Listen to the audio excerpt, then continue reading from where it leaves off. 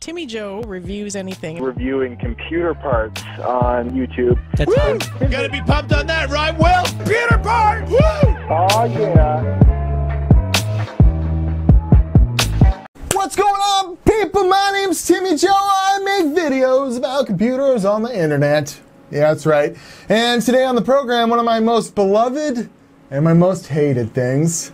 It's the dual GPU solution. Yeah, going here. Good shirt I wore today. Going here, going here, going here, going here.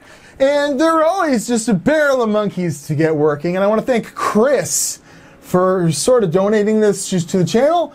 We're doing a little exchange where he's going to get one of my GPUs for his collection. He had a really awesome looking collection going there, but he sent me over this 690 and I've just been having a boatload of fun trying to get a video done for you. So I hope y'all appreciate it. And Firestrike's actually running the whole way through here, finally.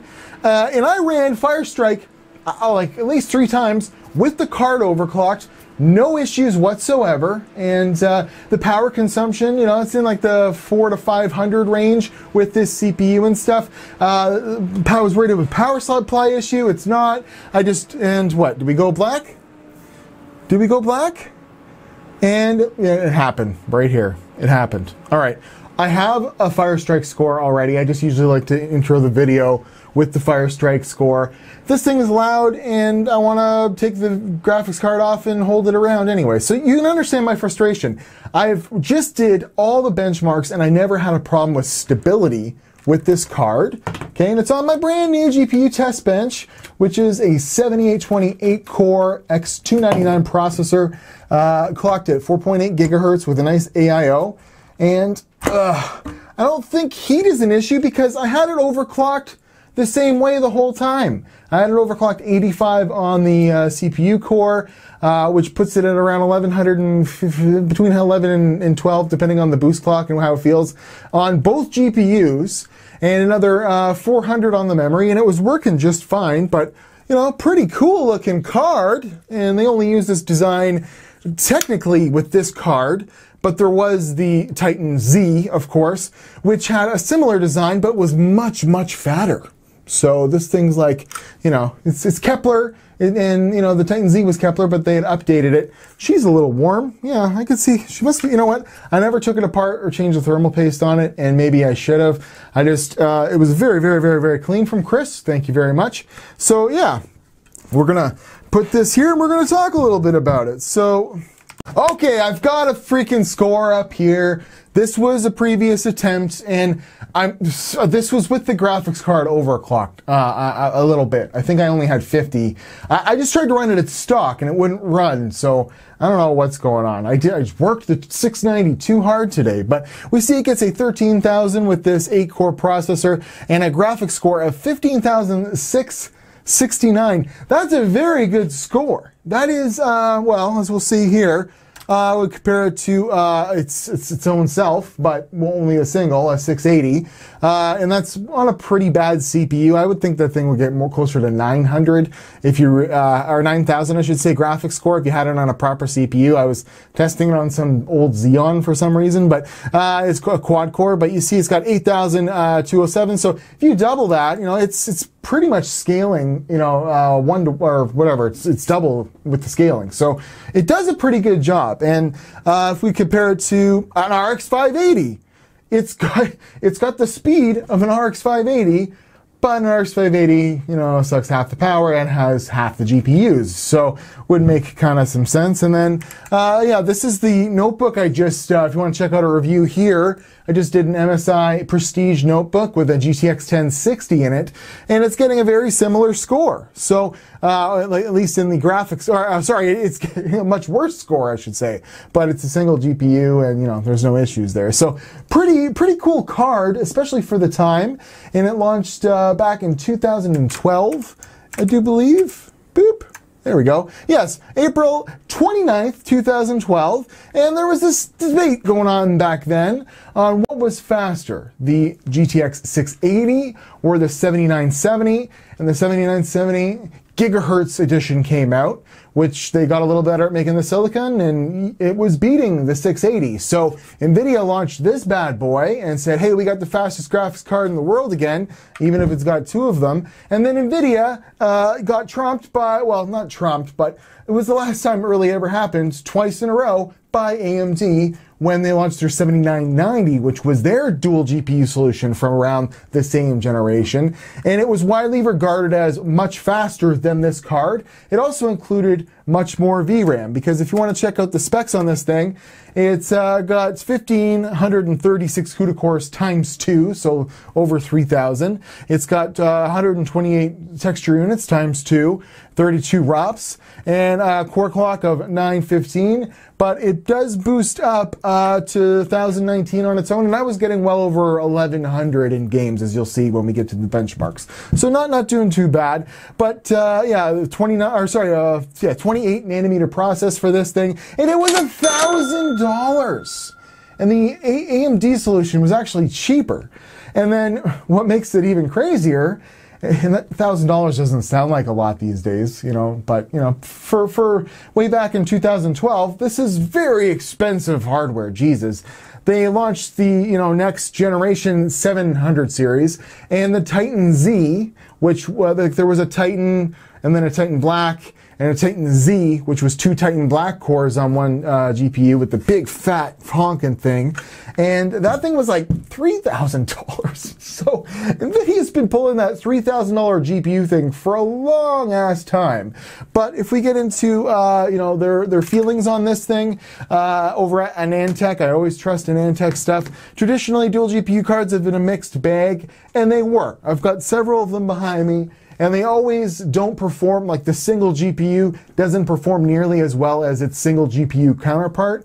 You know, they had to take out shader units or, you know, bring the boost or the clock speeds down in order to fit it all in here. And this was one of the first times where, you know, a card like this was actually a decent buy and was really, you know, back then SLI support was a lot better than it was now, as we will definitely see in the benchmarks. Had a hell of a time getting any new games to work with SLI, and that's where this thing's gonna shine, right?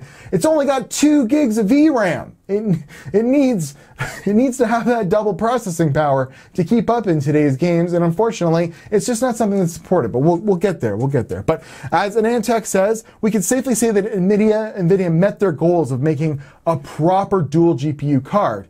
And in today's day and age, I would say that this thing needed more VRAM. And the fact that AMD's solution had an extra gig per core, you know, totaling 6, it made that card better, and I think even then. And these cards weren't used for 4K back then. 4K monitors weren't really a thing. It was just being talked about. What normally people were talking about were, you know, like, of course they were around, but they were just way too expensive, was triple monitor setups, like playing Battlefield 4, you know, and plugging in 3 graphics or 3 displays into this graphics card and getting a really wide field of view. And you needed that kind of power to run the games, you know, back then, you know, on a triple monitor. So yeah, it's interesting just to go back and, you know, kind of see where we're coming from and how far we've come. I mean, 1080 Ti, 2080 Ti, these things blow this out of the water. And, well, and of course, they're very expensive, but of course they do. We've had, you know, 5 or 6 years worth of advancement in technology. So I think we can get to some benchmarks now. This thing is very, very cool. And, you know, 680 is not very fast these days. And again, the VRAM will be the downfall of this thing. But here we'll fire up. I got some music to play while I explain just how annoying it was to run SLI with this damn bastard.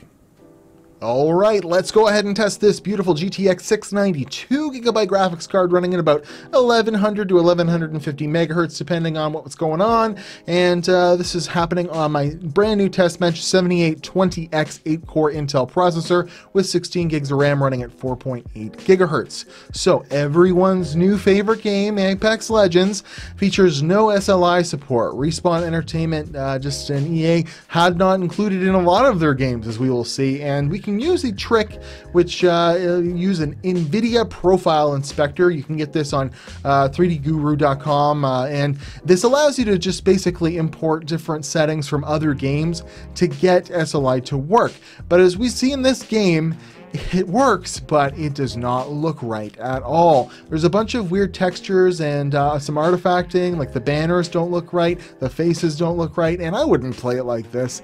But on this older card, I was getting about 45 frames a second at medium settings, and the SLI actually added about 20-ish frames, 66 frames a second, 42, 1% low, and a 23.1% low. But again, this does not look right, and this is not the way this game is meant to be played. So let's move on to another EA title. Battlefield 5 and EA Vice did not include SLI support this time, which is surprising because Battlefield 1 was just so good at running SLI, but of course RTX is now the priority.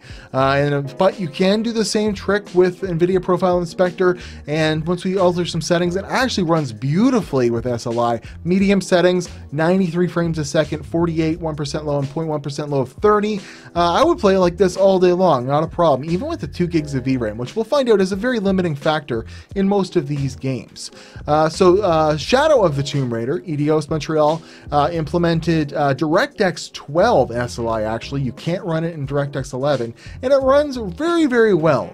Medium settings, this is a pretty hard game to run. I had to turn anti-aliasing off, otherwise we had some weird frame dips and artifacting, but it works great. 65 frames a second, 31 and 20 on the 1% lows, and yeah, I'd play it with this all day long, not a problem. Moving on to Metro Exodus.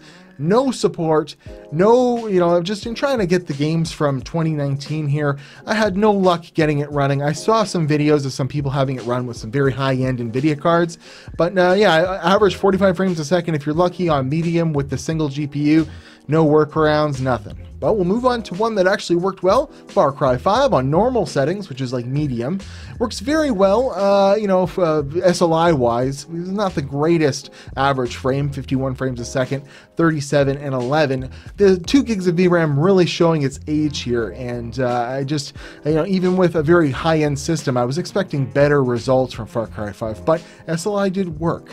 Now, the best game for SLI, or at least with scaling and stuff like that, was Crysis 3. We could max it out and still get 66 frames a second, but the frame times are pretty bad. 27, 1% low, and 0.1% low of 19. And, totally playable and everything, but this is a game that's more meant from this era, But if I don't include it, someone will definitely mention in the comments, can it run Crysis? So there it is. Resident Evil required another NVIDIA Profile Inspector trick to get working, and again, it does not look good at all. I don't know if this trick works better with newer cards or what, but yeah, her face doesn't look right, just things don't look right. We're not doing too bad, 87 frames a second, 55 and 11, but look at when the cutscene kicks in, they look like weird ghosts. I would not play this game with SLI if this is how it was going to look.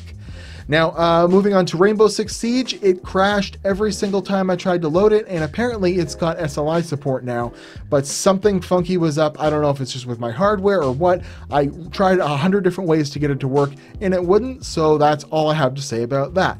Lastly, Fortnite. Fortnite does not natively support SLI, however you can do the same NVIDIA profiler trick, and it actually worked very nice considering, and I was able to hit high settings with epic draw distance and get 69 frames a second, 45 and 15, and we could totally play it with like this. Like the frame times weren't the greatest, but I didn't really notice that it was like abnormally bad, for skipping and stuff like that.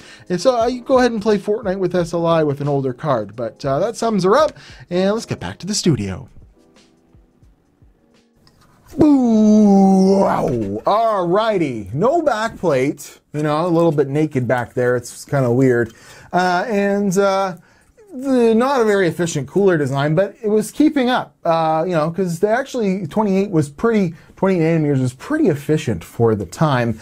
Unlike some of the other dual graphics cards that just cooked themselves, NVIDIA was pretty good at getting, squeezing all they could out of a solution like this. And the 680 all on its own would have done better, but this thing did a good job of holding its own versus two 680s side by side. So, it's pretty cool card, definitely for the time. But as we saw in those benchmarks, it's a real mixed bag on what you can get working with this thing these days, and just a lot of games you have to monkey with them, as you saw, to get SLI working. Now, I will be testing SLI with, hold on, it's younger brother, but properly. I'm just waiting for another power supply to show up so I can make sure I properly power these things, because this is where Kepler went.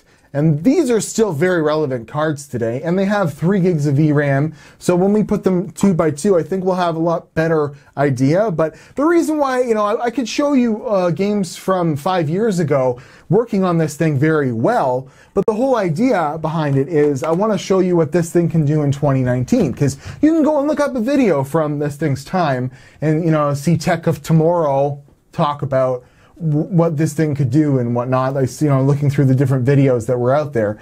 But, can it play Metro Exodus? Sure, but not in SLI at all. Can it play even Fortnite? Yeah, not so bad, but you have to monkey with the settings. You have to use that NVIDIA, tool or it's not an NVIDIA tool, but that, you have to use a tool to program it and look up some settings and be kind of savvy. So this is not for the faint of heart whatsoever. But it's a very, very cool graphics card, and I'm afraid we will never see another dual GPU card unless it's, for the workstation or some variety of something like that, because they've just kind of left support by the wayside. The only game, that worked great out of the box was Tomb Raider. And a generation ago, there were, at least Battlefield worked without, having a monkey with it and stuff like that. And then you saw how well this thing ran Crysis. And I know every time I forget Crysis, someone says it in the comments, but I included Crysis because this thing blows Crysis out of the water. It's an awesome card for Crysis because it's designed for this era of graphics card, more or less. It's a little bit newer than that, but I'm at Watch Timmy Joe on Instagram and Twitter. I want to thank Chris for sending this over. He also sent over Pentium Extreme Edition that we'll be looking at in the very near future. It was the competitor for the Athlon X 965. No, anyways. Well, it is a 965. It's basically the highest, craziest Pentium, dual core from the time. We're going to be looking at that. It's going to be pretty awesome. But this was an awesome card to jump into and to just get a feel for how frustrating it is to run SLI here in 2019. And I look forward to testing the 780 Ti's, and I wish you would hit the subscribe button, do all that YouTube jazz, hit the like button, go watch every single one of my videos, because that's what keeps the channel going.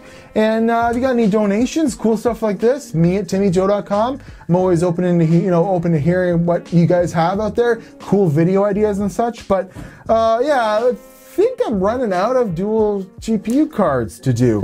I do still need to do this.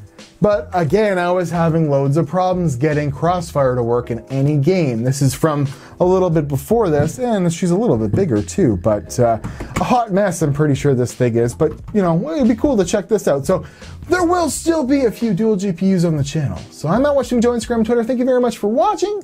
Hope you guys have a wonderful day. And yeah, GTX 690, a very cool piece of history that's pretty much left in the dust here in 2019. I'll see you guys later.